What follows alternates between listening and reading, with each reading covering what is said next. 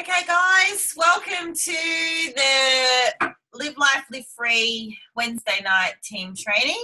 And tonight's the second Wednesday of the month where we have a special guest. And I think this special guest is really going to resonate a lot with our team, mainly because our team is 99% full of mothers. Sorry, Luke and Brian. But you know what? I think this call will be relevant to everyone, because I think what we're really trying to get to here is that to be successful in this business, there is a little bit of compromise, whether that's compromise of your family time, whether you're a mother or a father, or, compromise of your friends' times and social life. So, you know what, like, I go on a lot about it, and I can tell you, because I have some success now, that it's all worth it. But I think still deep down, when you haven't got that success yet and you're working towards that success, that sometimes, even, your spouse may, challenge your thought process. And that happened to me too, like I would say, yeah, I'm going to do this for my family. And then I would sit at events all weekend, and then I'd be out 3 or 4 nights a week at launch parties, and I'd come home with 3 cycles. And my husband would say to me, you'd be better off doing a 12-hour shift at the hospital. You said you're doing this for the family, but it's taking you away from the family. So I think it can be a little bit of a head debate sometimes. And, although I can sit here as a network marketer and tell you it's all worthwhile, I thought what was really interesting, and we're very fortunate to have Madison on our call. Now, Madison works in corporate, but she grew up with a very successful network marketing mother. And I thought it would be really nice to have a child's perspective, because wouldn't we all like that crystal ball to see how our kids are going to work out? Which one's going to be in jail? And, is there something we could have done to prevent it? Because mother's guilt plays a huge part, I think, in this business, and the commitment that we play to this business. And, I'm just saying, from this call that was run a month ago, we had over 100 people on it, and right now we sit at about 30. So, this will happen in your businesses too. It's just part of it. So let's bring on Madison and I've got some questions that I've planted, which I think a lot of you may be feeling the same way and want the answers to, and some of the lessons that she's learned. And let's have a listen into the character that she's become, because she's very successful too in her own right. And I guess everyone's wanting to know how her mum managed such a successful network marketing business and her children. So thank you, Madison. I know this is totally out of hours for you. So thank you so much for stepping in and doing this call for us. That's all right. I'm so super excited to, I think, especially be speaking on this topic, because it really means the world to me for you guys to know the amazing positive effect that you are having on your kids, in terms of just trying to, change the trajectory of your family's life. So it's really close to my heart, because I know what my mum's been able to do for our family. So thanks so much, Heidi, for bringing me on tonight. Yeah. So my first question, it's a juicy one. So Madison, you grew up with a mother who started her network marketing career when you were very small. What experiences do you remember for you and your sister during this time, like when she was getting a business just off the ground? Yeah. So, there's many of the experiences that I do remember. But what I will go through is, she started before my sister and I were born. So, she was really in the thick of building when we came out into the world. And remember, back in that day, I sort of call it like a dinosaur version of what you guys are lucky to work with now in terms of a network marketing platform. So it was very manual. There was so much more going on for her, but I just always remember both my parents being there and always being very present, where, a lot of other parents weren't able to because they were working. So for instance, my mum was always, there for swimming carnivals, running carnivals, dancing, singing, every activity, that all your kids sort of go through. That's what I went through. And my mum was always had the ability to be there. because of the type of work that she did in the network marketing industry. So that was very different for, you know, a lot of my friends, and I realized that very quickly. I think another thing that I do remember is, you know, from 4 weeks old, essentially I was traveling the world with my mum and dad and older sister, and we came on their incentive trips. I remember always being around people and learning at a young age that things like, you know, communication skills, learning how to behave in front of others, for instance. You know, my mum always said, you know, smile and the whole world will open up to you. So I learned how to smile, which is a funny thing to say, but I think when you're young, you know, sometimes kids don't smile. So we learnt very quickly that, when I say we, I mean my sister and I, we learnt very quickly that we had to be quiet sometimes. We were around her, you know, when she's taking business calls, when she was doing her, let's call it business building activities. So, you know, we were around that since the day we were born. So we had to be around when she was doing, as I said, her calls, her meetings, that were sometimes at the house, when she went to events, when she, you know, when we had to be present, when she had to be present for her team as well. And we were we would have to be, you know, sitting in the crowd when she was presenting sometimes, even helping out registration. You know, we just wanted to be a part of it all.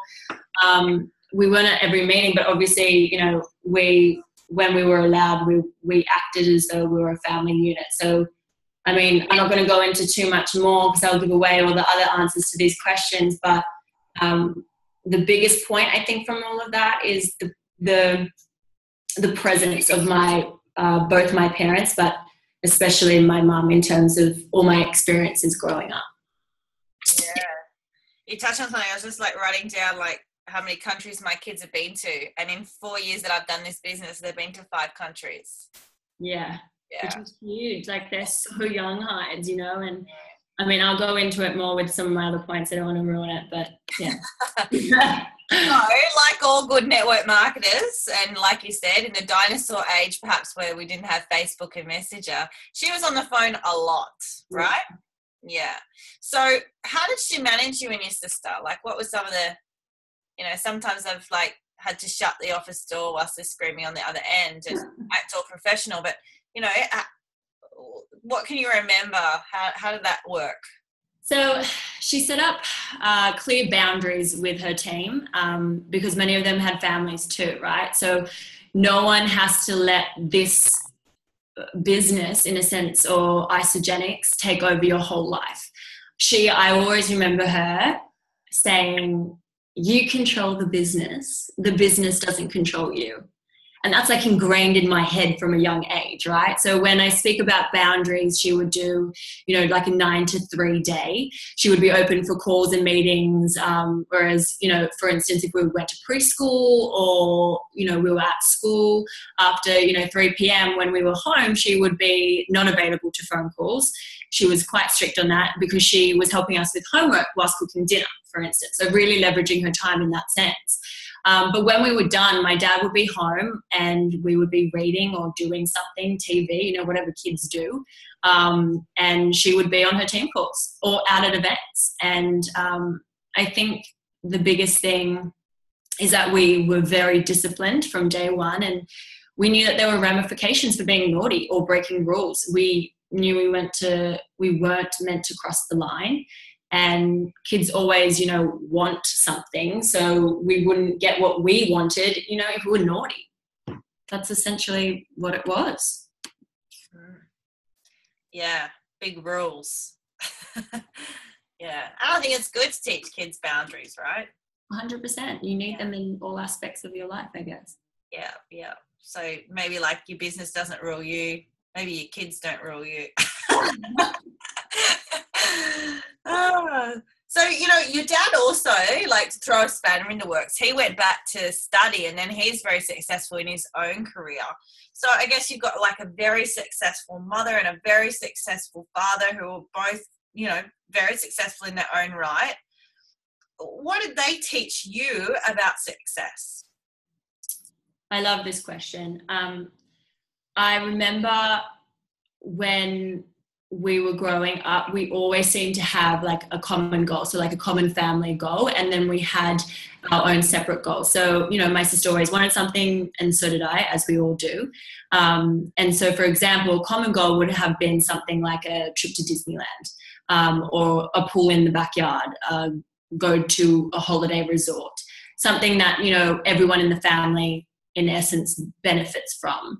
Then we had our own individual goals. So it would be like, I remember like I wanted a Furby. And because my mum went back and forth from America a lot with her business because she was building over there, however, that company was set up, it was separately in terms of Australia to America. So we wanted a Furby, and you couldn't get that back in the day in Australia. We weren't as globalized, I think, as we are today. So it was either that or it was like Spice Girl something, you know. So that was our individual goal that we wanted to achieve. So from this, we learned things like teamwork, goal setting, being able to outline a goal, working towards a goal, the achievement of that goal, and the celebration of that achievement. And that set us up to be, you know, really excited for what's next, what's the next goal, what's the next thing that we want, or, you know, what's the next thing we want to achieve. We were taught through this, I guess, a sense of work ethic very on by watching what it took to earn success. My parents would work, you know, very hard, and then we would see their rewards, like, you know, they would earn a new car or they would receive a trophy, and mum and dad would be dressing up to go to galas and earning trips. And we also saw the behind the scenes. So we understood you didn't get something for nothing. It was through hard work and dedication that they were able to receive that. So we were taught it was up to us to design our own life. It was my choice, whether I earned what I wanted or not. No one owed me anything. It was up to me. So she set up as well, another point, which I love, she set up a reward system in our house. So we earned things, we earned shares. That's what she called them. And so, for instance, if I made my bed every morning, I would earn a share. But if I didn't, I would be docked a share. So not only would I not earn a share for that week or that day, she would also dock me. So she would go -1, sort of. So you would understand why I love the bonus pools with isogenics. And to be honest, it's funny how those things transgress into your adult life as well, because I can never leave my bed unmade in the morning, which is sort of funny. So anyway, with these shares, for example, we would earn prizes or bonuses. And if I earned 1,000 shares from memory, for example, I got a mobile phone, a Nokia with an American flag cover, as you do back in the day.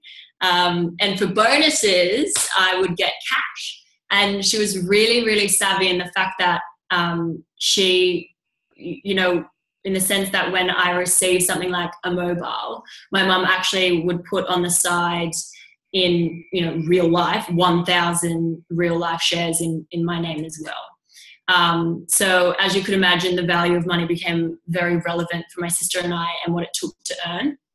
And she also showed both of us that, you know, you have that freedom of choice if you are willing to work hard for it. And I think also what we crave the most, especially, you know, when you get from the age to 10, 12 upwards, was independence. So we knew very early on what we had to do to achieve that. Yeah. Awesome. So she sounded like a very routine woman and very like driven, and that's, you know, definitely transpired into your adult life. Yeah, definitely. Yeah. Just reminds me, like, I just putting my kids to bed before this call, you know, and I had a 3-way before it, and I was like, you know, mum's got to go to work, and they really understand that now, you know, like I come down to the office and I'm at work, otherwise, yeah, they don't get any beanie boos, and they get pocket money. My kids get $10 and I dock it, but maybe I'll change it to shares. I like the sound of it. Yeah, I love it. It's good. So we have lots of women in our team, as I said, and look, I'm not just saying it's just mothers, because there's some of you on the call here who may have a spouse, and you feel absolutely terrible leaving them on a sunny weekend to have a launch party or attend an event or anything like that. So what advice do you give these people that are having that sort of internal struggle, Maddie, through the eyes, I guess, of a child? Yeah. So through the eyes of a child. So from what I remember, you know, when you're little, you're going to bed at 7:30, 8 o'clock, 8:30 if, you know, you are lucky. And bedtime, she would only then be gone for, technically in my mind, for an hour.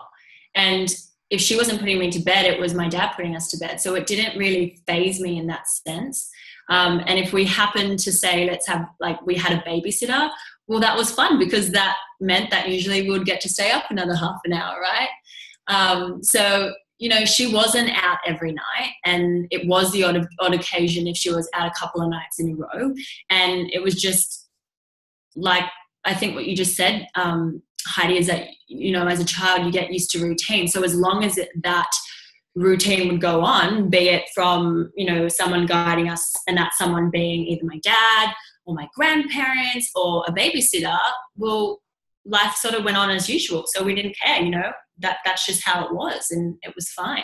And Mummy was going off to work, and we were going to be going to Disneyland if we let her work, you know. So that was sort of the mentality. But I think a big point to make, if you are feeling that way, or let's say you're thinking that you can't afford, let's say, a babysitter,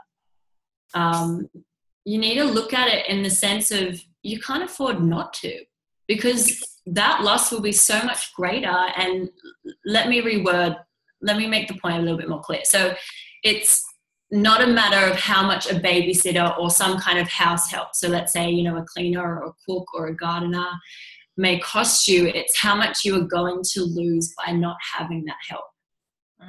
So it's just an excuse in a sense. So if you fast forward to when I was older, I didn't want my parents up in my space anyway. So it was great.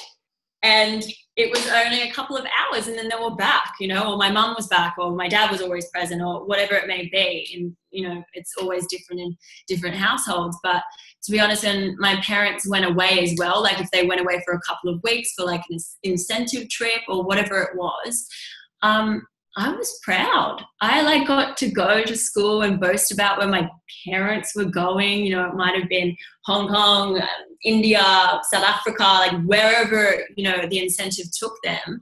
And then at the end of the day, when they got home, I got special gifts. So like, for instance, I always have a distinct memory in my mind about my parents coming back from Hong Kong, and they got me one of those little funny hats with like Asian scribe on it. And I had like a big long fake black braid that came out of it. And I would like walk into school and be like, yeah, my parents just got back from Hong Kong, and yeah, this is my cool hat. You know, like I thought I was the coolest kid in school. So it wasn't like an issue. It was like a cool thing that my parents were doing all this stuff and achieving all these amazing things. So I guess my point is, in all of this, is let your kids rather be the inspiration for you to do, to have, to be, not to be your excuse or a blocker that will paralyze your life. You know? Yeah, I'm loving hearing this. You sound like really proud of your mom. And I, you know, like I hope my kids are proud of me, you know, when they realize what I've done for them. So yeah, it's nice to hear, like as an adult, you know, a lot of those child realizations come out, and yeah, it's really nice. 100%.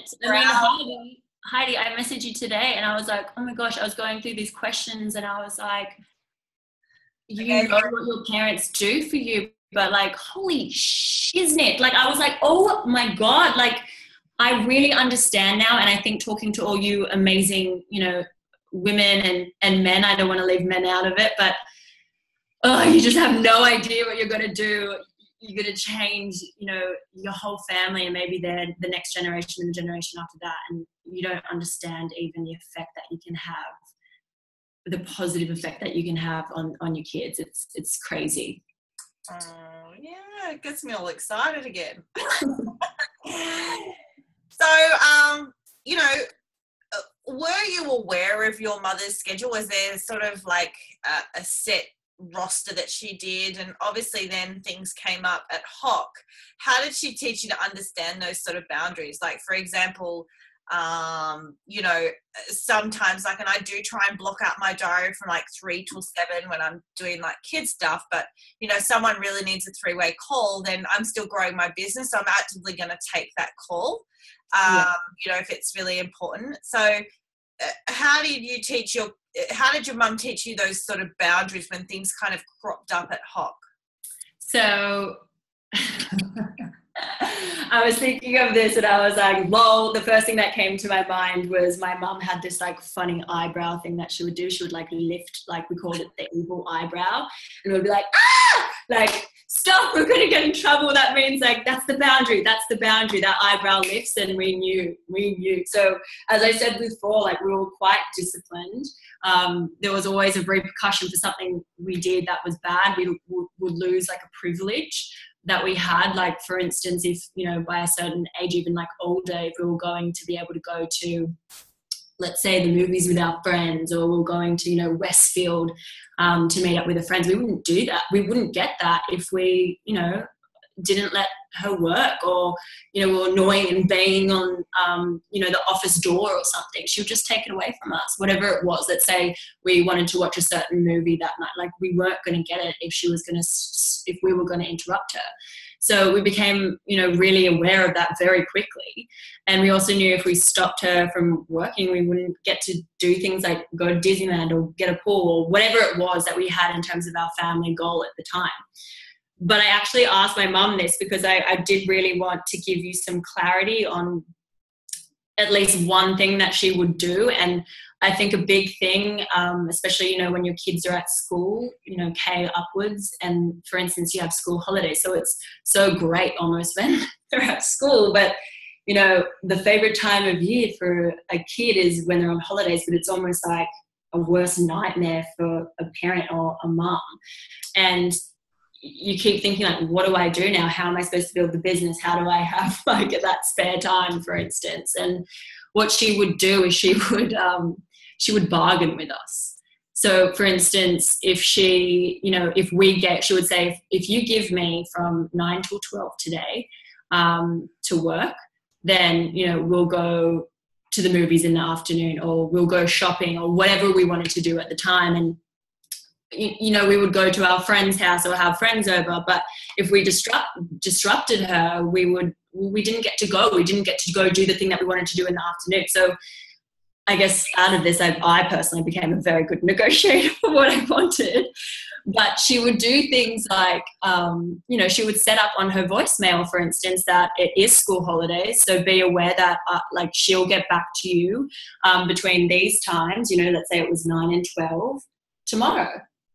It'll be 24 hours, and nothing, like, unless it was an absolute emergency, which nowadays you can text that through or whatever it is, like she would keep that time with us. That's just how she rolls. So, I mean, if you want to set up those type of boundaries and you don't want to let this whole thing take over your life, then that's what you do.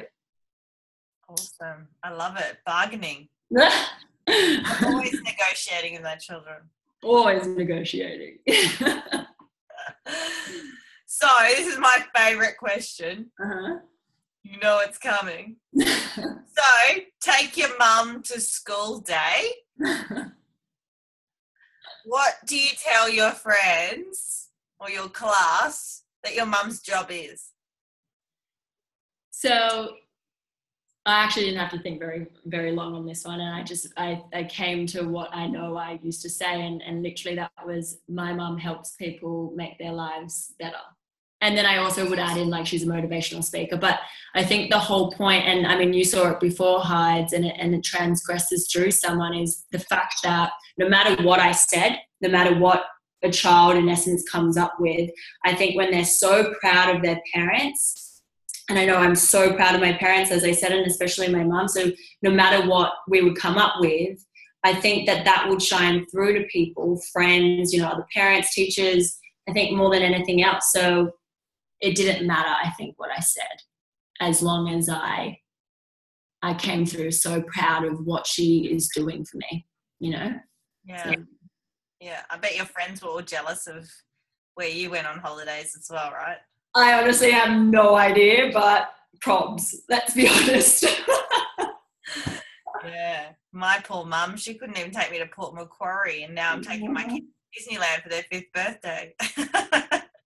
Yeah, well, I think that the best thing, the best thing about traveling taught me very quickly to be very humble, because I think when you travel the world from a very young age, you get a very big sense of the difference between the haves and the have-nots, and that sort of gives you this innate feeling that you want to contribute to the world, you want to help to make this world better. So as much as I might have had jealous friends, I don't know. I just it was from such a humble place that I was rather being like, you know what, how can we do this, at school today to help this person? Or it was just how it was. And there were so many things I think that, my mum was able to give me in terms of, let's talk like, personal development, for instance, in terms of the environment that I grew up in, because my mother and dad were learning that what they were learning at work, or the stuff that they did through network marketing and self-development and stuff, they were playing that out at home. So how they were authentically moving through their own growth, it's how they worked, it's how they thought, it's how they lived. So I knew no different. And I guess that would had an amazing effect on me, in the sense that I had this significant inner belief in myself. I still do to this day. I never ever compared myself to anyone, ever. And didn't fall into peer pressure, which is huge. And I seem to follow the beat of my own heart, and funnily enough, people would generally follow me because of that. And I think the best way to describe that is when I look at my childhood and I look at my friends and how they dealt with their stuff. And I feel like, without sounding like I'm tooting my horn or anything, but I feel like I had a higher level of emotional intelligence because of it. And the only way I would have got that, or it was embedded in me, is from the environment I was born into and grew up in because of that. Yeah, it's definitely a privilege, I think, to have one parent at home, let alone two. And my kids are. Sammy doesn't remember when I used to work, and neither does Nadi. She was just a baby, when I used to be at work, and so I don't think she quite comprehends what it would be like to be in before and after school care and holiday camps and things like that. She doesn't quite comprehend actually how lucky she is, but I'm sure they will soon catch on. Well, they do, because do you know why? They might not say it to you, but it's funny that you brought up that point, because I always remember so many of my friends, they were like, oh, I've got to go to after school care. So I always knew it was there, and I was just like, oh, I don't need to do that. Mum can pick me up at this time. It's fine. And I was like, well, why can't you just go home? Where's your mum? Sort of thing. That was always there. It's just not something that kids sometimes speak about. And I think, that's pretty special, that you can be so present for your kids, but also be able to show them work ethic, the ability of not being capped by someone or income, or an office job or whatever it is, and giving them the opportunity to believe that they can be anything that they want to be too. I think the biggest thing as well, thinking back to my life, was because of what my mum was able to achieve through the industry and her company, was, I think it really took, money was never an issue in our family. There was no financial stress. And I think that many people can only imagine what that means. For the environment that I grew up with, it was so positive. And I think it played a massive role on top of my parents' relationship, they didn't have that stress, and we all know what that can do to relationships as well. So I'd never really had to experience that, or have that type of stressful environment in that sense as well, which is pretty huge. Yeah, I always on that sort of childcare issue as well, and Emma's written on the side that her kids actually like to go to after school care. So I think as well, I've got like another, a few people that I've coached, and their kids haven't left their side yet. And, they're going to scream blue murder, they're going to throw tantrums. But I always said to them, look, this will be a really good lesson for your child as well, to learn independence and learn trust that mum comes back. So, like when I can walk out the door and leave my kids with a sitter, they have that trust aspect that I'm definitely going to come back, and that they're going to be okay without mummy there 24/7. So, I think it's a good skill to teach them as well. So, thank you so much, Madison, for being on the call. And I'm hearing a few themes through your answers. I'm hearing that you're really proud of your parents, especially your mum. I'm hearing that they've taught you amazing work ethic, and I think we see that as your corporate career. You're at events after hours, you're on my team call after hours, like you've got incredible work ethic. I heard as well that you have a really good idea of what it takes to be successful. It's not buying a lottery ticket. It's not sitting down watching Family Feud with your family and like wishing and hoping. Like you've seen behind the scenes the work it takes, and you've also seen what success can bring you. And it's really nice just to hear the experiences that you had as a child. So I really thank you for being on the call. And I was doing a bit of research about mother's guilt the other day, and I came up with a great article, and it said that guilt can sometimes let us off the hook for making change. It can be the easy excuse for us. Oh, no, I can't do that because my kid wants me, or I can't do that because, I wasn't at home last weekend. I was at IC Uni, so I can't do a launch party this week. And, I think it's time for everyone to stop feeling guilty and use that energy to make a real impact in your family's life moving forward, and, the only reason you're going to feel guilty at the end of the day is if you haven't made that impact. And the only way that you're not going to make that impact is by sitting there in that state of guilt. So it's like this roundabout feeling that you may be in. So it's time to really like pull up the socks and go and make a massive impact, knowing that your kids at the end of the day, they're going to be safe. They're going to understand what it takes, and that you're going to get them a life that, you want for them. So thank you, everyone, for jumping on the call. Are there any other sort of questions anyone wants to lead with or leave with that we haven't sort of answered for you guys? I think it's a wrap. I think, leave the mother's guilt at the door. Let's go do it. Let's be the team that everyone's watching. 100%. Woo! Yeah. Well, thanks, guys, for jumping on, and thank you so much, Madison. I know it's like totally out of hours for you, so we love you lots and really appreciate the time that you gave up for us tonight. No, of course. Thank you so much for having me. It's such a big passion for me, especially this sort of a subject, because it's so important for you guys to know what you can really do for your family. And you can. Every single one of you. Guys, I'm going to stop recording here.